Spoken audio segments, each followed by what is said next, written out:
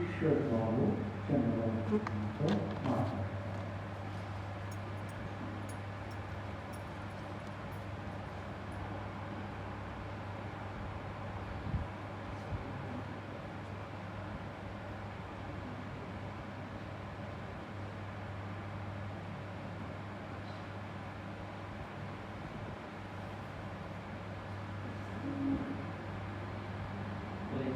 Hallelujah. Hallelujah.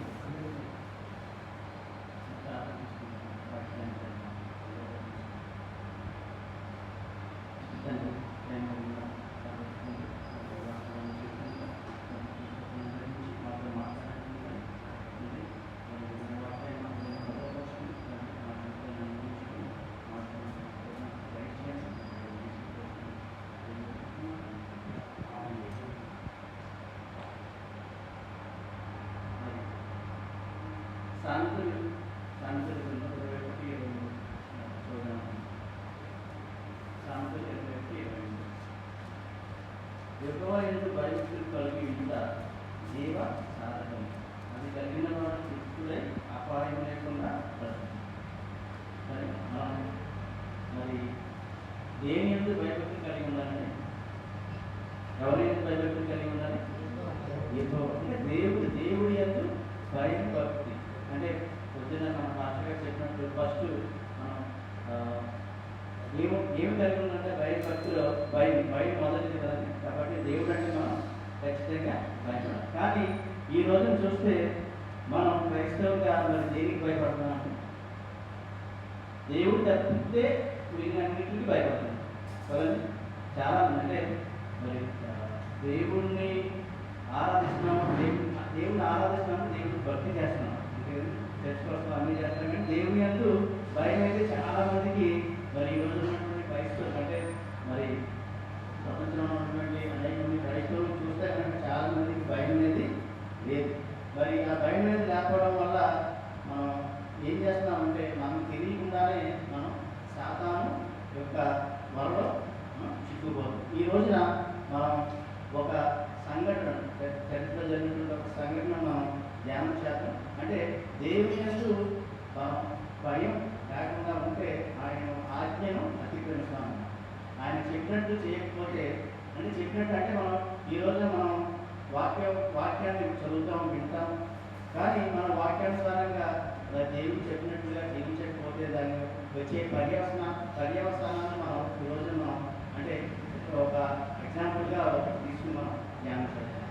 మరి మనందరికీ తెలుసు కదా, చదివే ముందు వాక్యం చదివే ముందు నేను ఆడుతున్నటువంటి కొంతమందిని క్యారెక్టర్స్ మీకు గుర్తు చేస్తున్నాను. అందరికీ తెలిసిందే సౌలు సమయం గారు.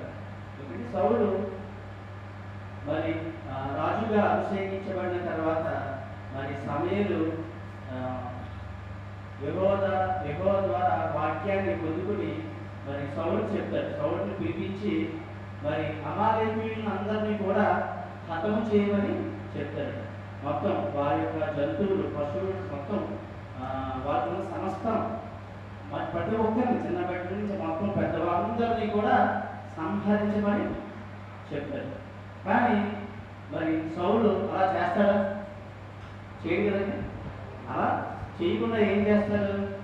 మరి ఆ యొక్క పశువుల్లో బాగా ఆరోగ్యంగా దర్శనమై అవి ఉంచుకొని అలాగే రాజైన అదుగును కూడా చెప్పకుండా కూడా తీసుకుంటాడు.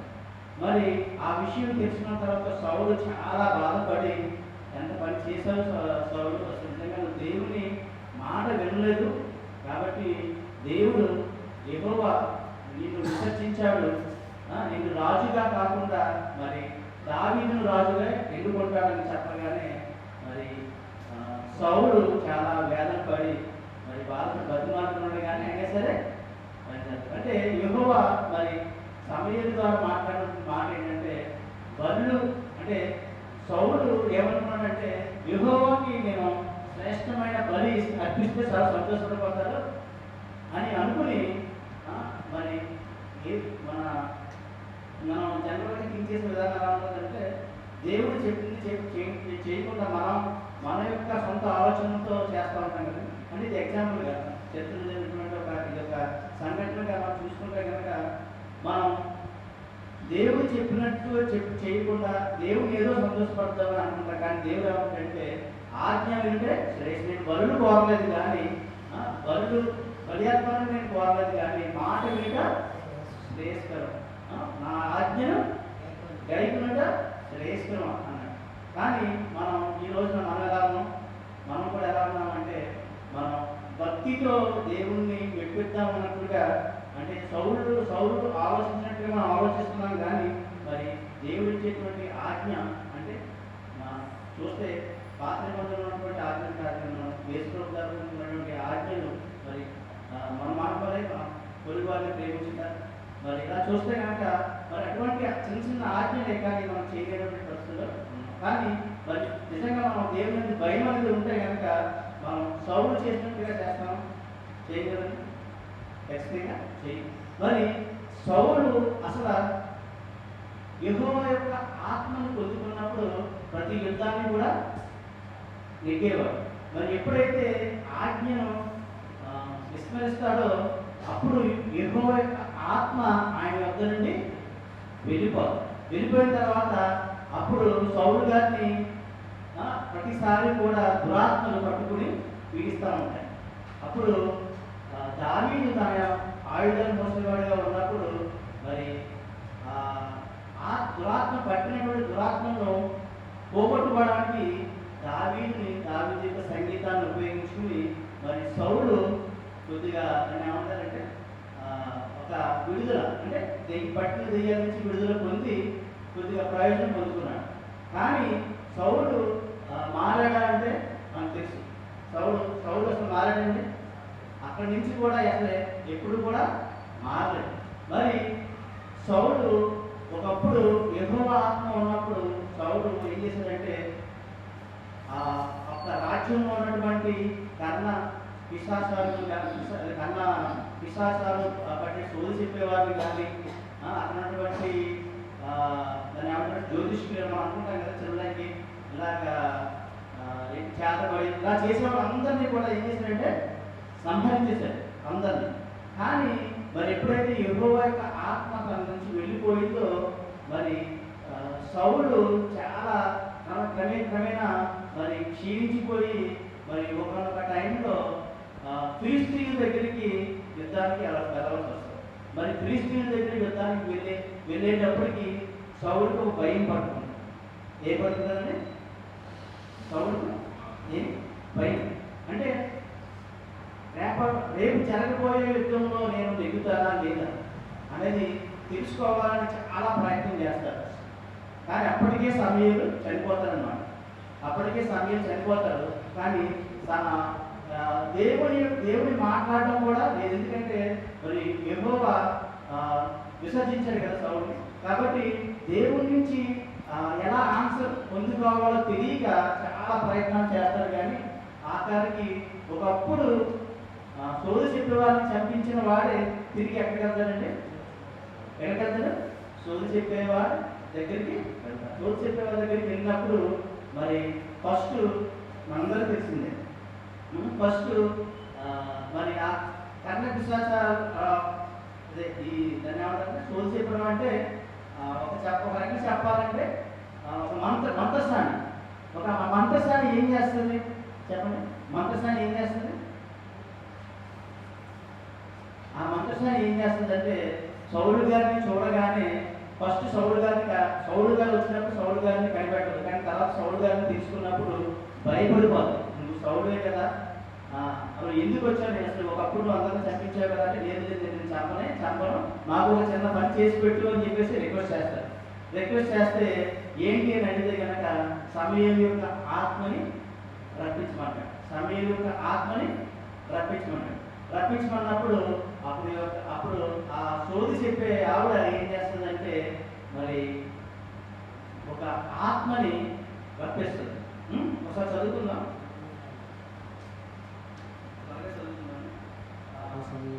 సమూయేలు 1 సమూయేలు 28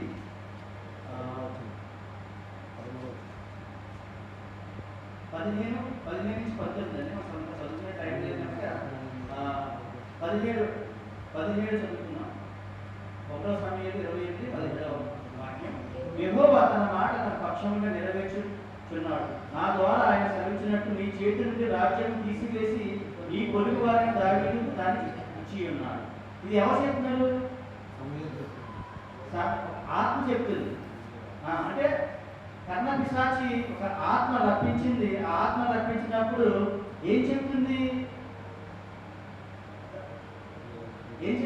తన దగ్గర ఉన్న రాజ్యాన్ని తీసేసుకుంటాడని చెప్పేసి అంటుంది. అంటే ఇది ఒకసారి మనం తర్వాత రివైజ్ చేద్దాం. మరి అలాగే నెక్స్ట్ కంటిన్యూ చేస్తే కనుక యెహోవా ఆజ్ఞ నీవు లోబడక అమాలేకుల విషయంలో ఆయన తీక్షణమైన కోపం నెరవేర్చకపోయిన దాన్ని బట్టి యెహోవా నీకు ఈవేళ ఈ ప్రకారంగా చేయించున్నాడు. యెహోవా నీకు ఇశ్రాయేలును ఫిలిష్తీయుల చేతికి అప్పగించును.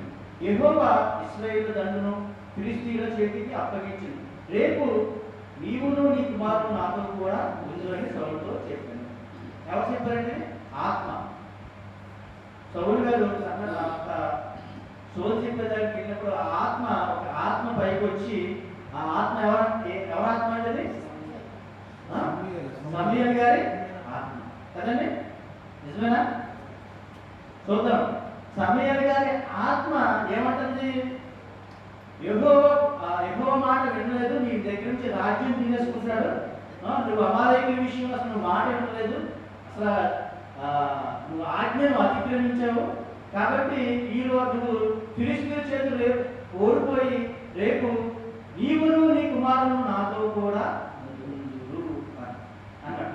అంటే అది మాట్లాడింది ఎవరండి? సమూయేలు గారి ఆత్మ. మనం చదువుకున్న దాని ప్రకారంగా అంతే కదండి. మరి ఇక్కడ మీరు గమనిస్తే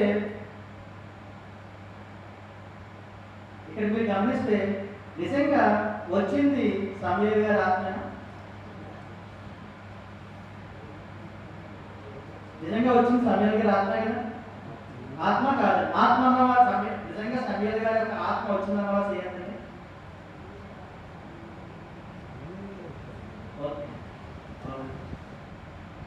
మిగిలిన వాళ్ళందరూ సమూయేలు గారి ఆత్మ రాలేదనుకున్నా. ఓకే, నేను అడుగుతాను. సమూయేలు గారి ఆత్మ కాదన్నవాడు చేయండి. ఒకటి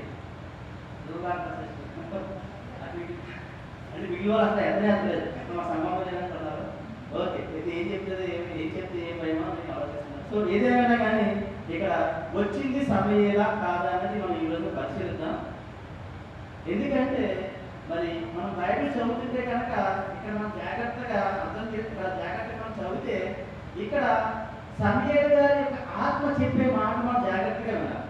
ఏం చెప్పింది అంటే ఆల్రెడీ జరిగిపోయినది చెప్పింది. ఓకే, ఒకసారి మనం వెనక్కి వెళ్తే కనుక 1 సమూయేలు 15:22-23 చదువుతాం. 23 చదువుతాం. సమూయేలు 1 సమూయేలు గ్రంథం 15:23.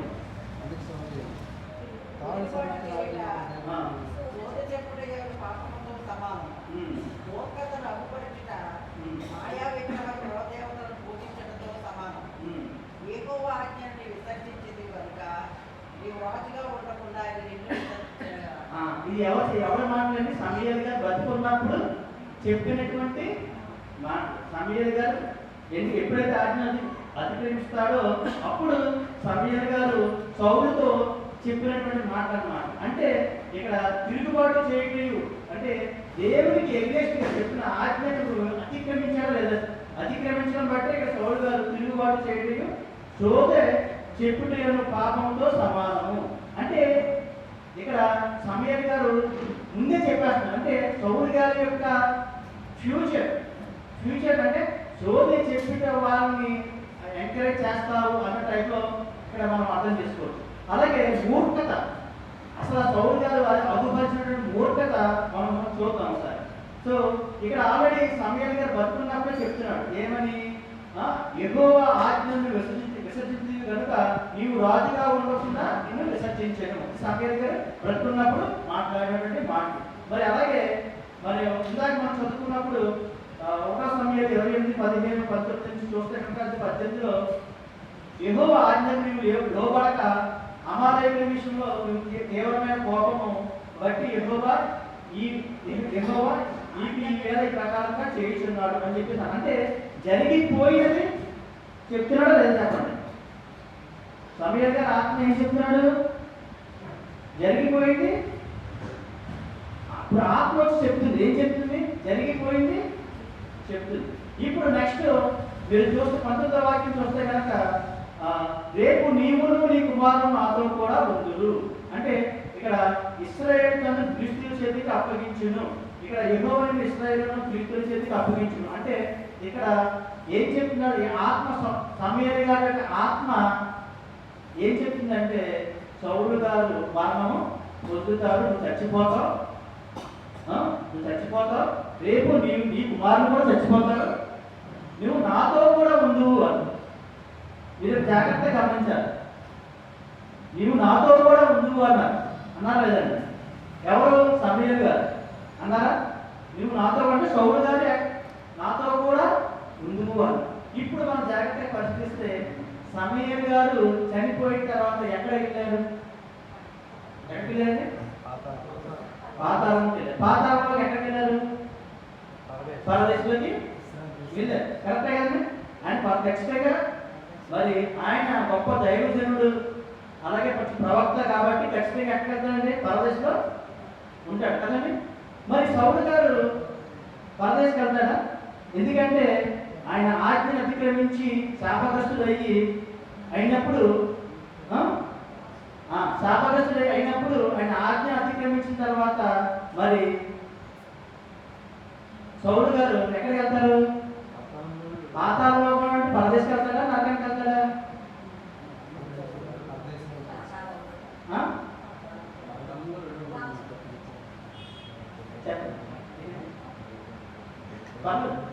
ఇప్పుడు సరే, ఈ క్వశ్చన్ మీకు మీరే తర్వాత ఆన్సర్ చేసుకుంటారు. ఏంటంటే ఇక్కడ ఎందుకంటే మీరు జాగ్రత్తగా ఆలోచిస్తే ఈ పూర్వపరాలన్నీ అదే పూర్వపరాలన్నీ బాగా ఆలోచిస్తే కనుక జాగ్రత్తగా మనం గమనిస్తే అసలు సౌలు గారు చనిపోతే ఎక్కడికి వెళ్తాడంటే మరి దురాత్మలు పట్టుకున్న వాడిని ఈ రోజున మనం చూస్తే ఈ రోజున దేవుణ్ణి అంగీకరించకుండా ఉన్నవాడు అంటే యేసుప్రభువుని అంగీకరించకుండా ఉన్నవాడు లోకానుసారంగా ఉన్నవాడు చనిపోతే ఎక్కడికి వెళ్తాడు? ఇక్కడ ఏం చెప్తున్నాడు? ఆల్రెడీ నువ్వు ముందు చదువుకున్నప్పుడు ఏం చెప్తున్నాడు? సౌలు గారు బతుకున్నప్పుడు నువ్వు మూర్ఖత అగ్గుపరుస్తావు, నువ్వు అంటే అవన్నీ కూడా లక్షణాలన్నీ కూడా మనం జాగ్రత్తగా ఆలోచిస్తే ఈ రోజున ఉన్నటువంటి అన్యులు చేసేటువంటి అన్నీ కూడా అప్పుడు ఆల్రెడీ సౌలు గారు చేశారు. కాబట్టి ఈ రోజున అన్యులు దేవుని విశ్వసించిన వాళ్ళు ఎక్కడికి వెళ్తాడో ఖచ్చితంగా సౌలు గారు కూడా అక్కడికే, అంతేగాని పరదేశకు వెళ్ళే ఆస్కారం అయితే లేదు కదా. సరే, ఇంకొక క్వశ్చన్ చూడండి. ఇప్పుడు మీరు వచ్చింది సమూయేలు గారి ఆత్మ అయితే కనుక అని సోది చెప్పే ఆవిడ సమూయేలు గారి యొక్క ఆత్మను రప్పించగలరా? ఒక కర్ణ పిశాచి దెయ్యాల అధిపతి రప్పించగలదా? ఒక దైవజనుని పాతాళంలో ఉన్నటువంటి పరదేశంలో ఉన్నటువంటి వారిని రప్పించగలదా? దెయ్యంలో రప్పించగలుగుతా తప్పితే దేవుని యొక్క దైవజనుని రప్పించగలదా? లేదు. కాబట్టి వచ్చింది సమూయేలు గారి యొక్క ఆత్మ కాదు, కానీ ఒక దుష్ట ఆత్మ వచ్చి సమూయేలు గారిని తన మాటల మంత్రంతో తనకు అనుకూలంగా మార్చుకుని చనిపోయేలా చేసింది. ఎందుకు చెప్తున్నాను అంటే ఇలాగా మరి ఒక కర్ణ పిశాచి ఒక దెయ్యం పట్టింది ప్రార్థన చేస్తే అంటే మన దృష్టిలో మంత్రాలు అంటే కర్ణ పిశాచి ఏం చేస్తారు? మంత్రాలు వేస్తారు కదండి. మంత్రాలకి దైవజనులు వచ్చేస్తారా అని? మంత్రాలకి మరి ప్రవక్తలు వచ్చేస్తారా? రాదు, ఖచ్చితంగా రాదు. మరి ప్రకటన గ్రంథం 1:18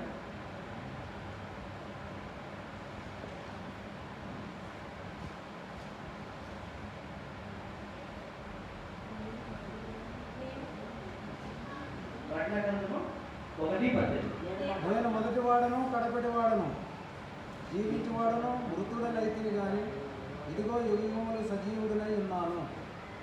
మరియు మరియు మరణం యొక్కయు పాతాళ లోకము యొక్కయు తాళపు చెవి నా స్వాధీనంలో ఉన్నది. ఇక్కడ మరణం యొక్కయు పాతాళ లోకము యొక్కయు తాళం చెవులు ఎవరు ఉన్నాయండి? తాళం చెవులు ఎవరు ఉన్నాయి? యేసు ప్రభు గారి దగ్గర ఉన్నాయి. మరణం యొక్క తాళం చెవి, పాతాళ లోకం యొక్క తాళం చెవి ఎవరి దగ్గర ఉన్నాయి? యేసు ప్రభు వారి దగ్గర ఉన్నాయి. మరి యేసు ప్రభు దగ్గర ఉన్న తాళం చెవులు పాతాళ లోకంలో ఒక కన్న పిశాచిని పిలిస్తే యేసు ప్రభు గారు తాళం తీసి ఇవ్వమంటాడు. అది దెయ్యి పిలుస్తుంది, అక్కడ కన్న పిశాచి అక్కడి కోసం మంత్రం వేస్తుంది. ఎల్లు సమయాలు తాళం చేస్తున్నారు, ఎల్లు అని చెప్పి సమయాలు రాత్రి పంపిస్తారా అండి? పంపిస్తారా? ఖచ్చితంగా అయితే దేవుడు యేసు ప్రభు వారు ఖచ్చితంగా తాళాలు. అంటే మీరు జాగ్రత్తగా ఆలోచిస్తే తాళాలంటే మనం ఉన్నట్టుగా నిజంగా అక్కడ ఒక డోర్ నుండి తాళాలు ఉంటాయా? ఈ రోజు మనం ఒక భూమి చూస్తే భూమి ఎలా ఉంది? గుండ్రంగా ఉంది. భూమి ఒక పైనటువంటి ఆస్ట్రాయిడ్స్ పెద్ద పెద్ద కణశాఖలలో భూమికి వచ్చి పడిపోకుండా ఒక లేయర్ అనేది ఉంది. ఆ లేయర్ కనిపించినటువంటి అయోనోస్ఫియరిక్ లేయర్ అనేది ఉంటుంది. అంటే అది ఒక రక్షణ వలయం. మన భాషలో ఒక లాక్ భూమి రావడం భూమి రావడం దానికి లాక్ అనేది ఉంది. అలాగే ఈ రోజు మన సెల్ ఫోన్కి మనం అన్లాక్ చేస్తున్నాం కదా చెప్పండి. మన సెల్ ఫోన్ లాక్ చేస్తున్నాం, అన్లాక్ చేస్తున్నాం. తాళమేనా? ఆ తాళం కాదు చెప్పండి. మన నిజంగా తాళం ఉందా, తాళం కప్పు ఉందా? లేదు కదా. అలాగే అగాధంలో ఉన్నటువంటి ఎంత పాతాల లోపం అగాధంలో ఉన్నటువంటి పరదేశుడు ఎక్కడో ఉన్నటువంటి పరదేశుడు కర్ణ పిశాచి బాబు సమయాలు రా అని చెప్పేసి అంటే యేసుప్రభు గారి తాళం తీసి పంపిస్తున్నారు చెప్పండి. ఖచ్చితంగా. కానీ వచ్చింది ఎవరంటే కనుక ఒక దురాత్మ.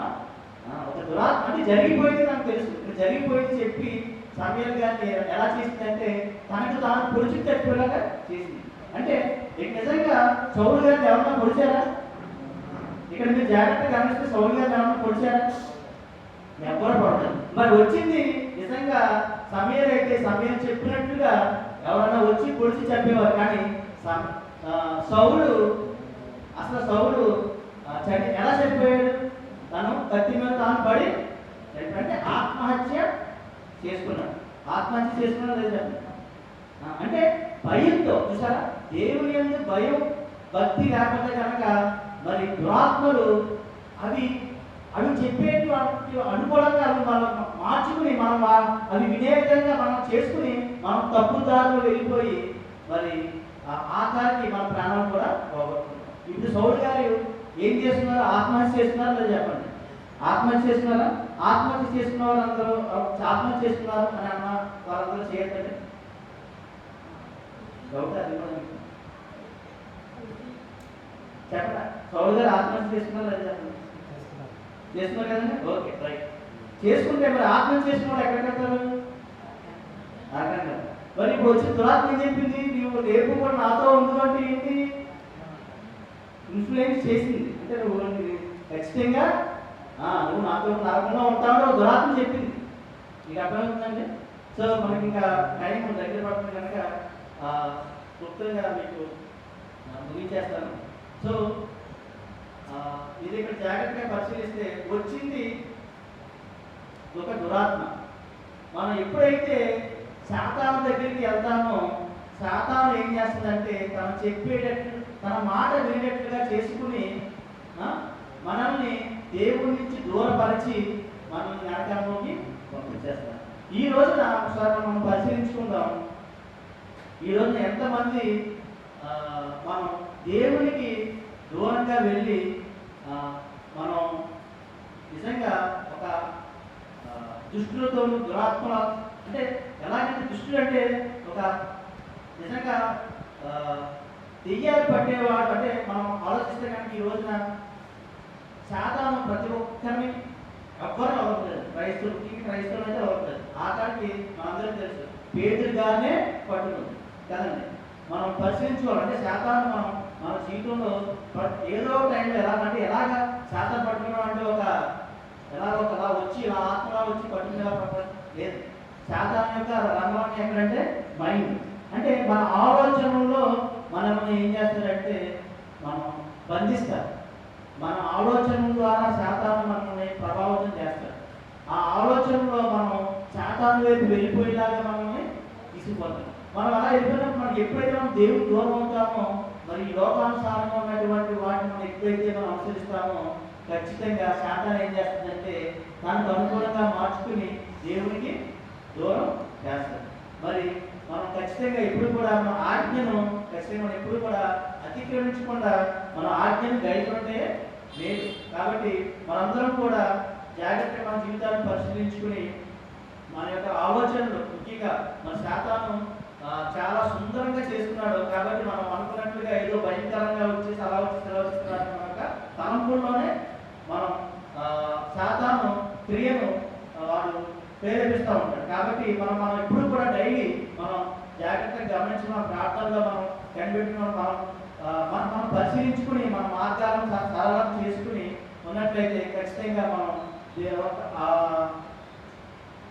ఒక శాతాను తంత్రం అంటే ఒక తంత్రం అనమాట. ఆ తంత్రాల్లో జాగ్రత్తగా మనం ఆలోచించుకోవాలి. ఒక వివేచన కలిగి దేవుని యొక్క దైవత్వం కలిగి ఉండి ఆయన జ్ఞానాన్ని మనం అడిగినప్పుడు మరి ఖచ్చితంగా అటువంటి జ్ఞానంతో మనం ఆ శాతాను తంత్రంలో పడకుండా మనం కాపాడుకున్నాం.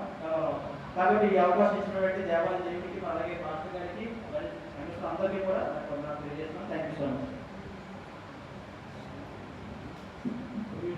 బైబిల్లో చాలా భాషలు రాశారు. అది ఎంతవరకు అర్థం చేసుకుంటాం, అనుసరిస్తాం, స్వీకరిస్తాం అనేది ముఖ్యం. బైబిల్ తెలుసుకోవడం లేదు, అది హృదయం అనుసరించడం లేదు. సౌతుడికి 800 సార్లు ధ్యానించారు. నాకు ఎక్కడ పోయినట్టుంటే యెహోవా ఎక్కడికి దురాత్మ వచ్చింది, తీసుకు దాని మీద ఎక్కడో వర్తమానం ఇచ్చారు. రావు నుంచి యెహోవా పంపించినట్టుగా ఉంటారు కదా. అంటే ఒక దేవుడు చెప్పింది చేయకుండా దేవుడి సేవకుడు సమూయేలు నువ్వు బలర్పించాలంటే నువ్వు రాలేదు జరుగుతున్నాను మొదలు పెట్టే చేసానంటే ఆ తర్వాత ఇన్స్టిట్యూట్ జరుగుతుంది. తప్పుగా కనుక ఒక దైవ సేవకుడి సమయం వ్యతిరేకంగా దురాత్మ అది ఎక్కడో పేరుకుందంటే నరకాన్ని తీసుకెళ్తుంది. ఇది బాబు చెప్తుంటే నాకు భయం వస్తుంది. బలిపెట్టిన మరణం జనం వరకు నాకు అది దురాత్మలు పట్టుకోవచ్చు. మనం గర్వం అతిశయం దేవుడి పెట్టడం దూషించడం ఇష్టానుసారంగా మాట్లాడడం ఎందుకంటే దురాత్మ must be very careful. The reason of mercy is consideration.